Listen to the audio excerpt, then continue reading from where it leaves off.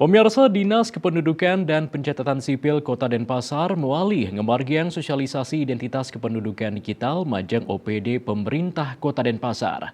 Sosialisasi Indonesia petujuan mangda OPD Side ngeresepang miwah ngawigunayang identitas kependudukan digital.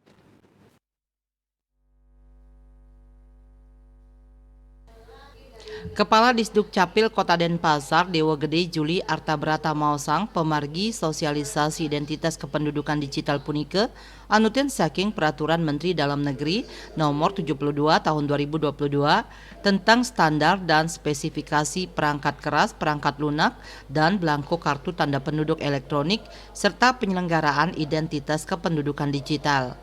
Identitas kependudukan digital inggih punika aplikasi berbasis Android sane medaging informasi elektronik sane pacang ke angen ngapresentasiang dokumen kependudukan miwah data balikan sane nyobiahang data pribadi pina ke identitas. Dokumen kependudukan sanesida karuruh ngelintangin aplikasi identitas kependudukan digital inggih punika KTP miwah kartu keluarga.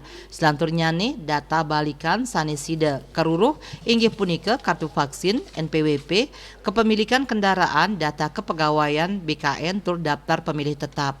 Ring sajroning ngawigunayang identitas kependudukan digital inucap sinerengan ring utsahan lebang kewentenan teknologi informasi komunikasi indik digitalisasi kependudukan pangupaya nincapang digitalisasi kependudukan majang penduduk digelisang transaksi pelayanan publik utawi privat merupa digital.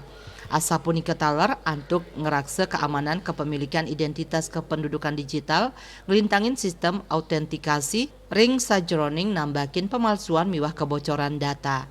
Asmara Putra Bali Pos nguningayang.